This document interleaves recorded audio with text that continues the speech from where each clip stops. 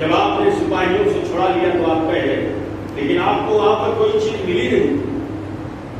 پھر سپاہیوں نے گرفتار کر لیا، اور جب گرفتار کر لیا حضرت ہانی رضی اللہ تعالیٰ عنہ، یہ کون ہے؟ یہ عاشق اہل بیت ہیں۔ یہ کون ہے؟ پرورد امام حسین ہیں۔ یہاں تک کہ حضرت ہانی بن علوہ رضی اللہ تعالیٰ عنہ کو شہر سے باہر لے جا کر کے، اور جس نے شہید کیا تھا وہ ترکی کا آدمی تھا جس کا نام رشید تھا، اس نے حضرت ہانی بن علوہ کو شہید کیا۔ دو شہید ہو چکے، ایک حضرت مسلم بن عقیل، ایک حضرت ہانی بن علوہ رضی اللہ تعالیٰ عنہ۔ آپ جب شہید ہو گئے تو ان کی لاشوں کو رسیوں میں باندھ کر کے اور گھوڑوں کے ذریعے سے جو ہے پورے کوفہ میں دوڑایا گیا، کچلا گیا۔ رات اب دونوں کی شہادت کے بعد حضرت ہانی اور حضرت مسلم بن عقیل رضی اللہ تعالیٰ عنہ کی شہادت کے بعد عبید اللہ بن زیاد کو پتا چلتا ہے کہ مسلم بن عقیل کے دو بچے بھی سے کوفہ میں روپوش ہیں۔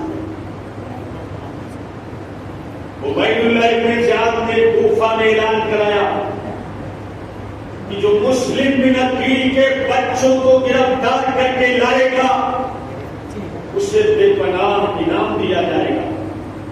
بے پناہ یعنی اس انعام کا کوئی حساب نہیں ہے، بے پناہ انعام دیا جائے گا۔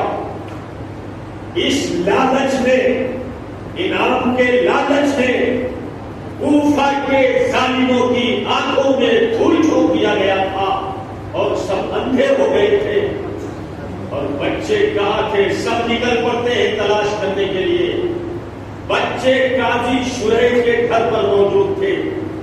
حضرت قاضی شریح جب جو ہے مسلم بن عقیل کی شہادت کو سنتے ہیں اور سننے کے بعد آپ گھر جاتے ہیں تو بچوں کے اوپر جو ہے آپ شفقت کا ہاتھ پھیرتے ہیں، بار بار ہاتھ پھیرتے ہیں، اور جب ہاتھ پھیرتے ہیں تو دونوں بچے محمد اور ابراہیم، تاریخ کی کتابوں کے اندر یہ بتایا جاتا ہے ایک کی عمر 4 سال ہے، ایک کی عمر 6 سال ہے۔ اللہ اکبر، یہ ننھے بچے ہیں، یہ چھوٹے چھوٹے بچے ہیں۔ قاضی شریح کا شفقت کا ہاتھ پھیرتے ہیں، دونوں بچے کہتے ہیں اے بابا، ایسا لگتا ہے کہ جیسے ہم یتیم ہو گئے ہوں، اس طریقے سے آپ میرے سروں پر شفقت کا ہاتھ پھیرتے ہیں۔ قاضی شریح کہتے ہیں اے بچوں، میں کس منہ سے کہوں تمہارے باپ کو ظالموں نے شہید کر دیا ہے۔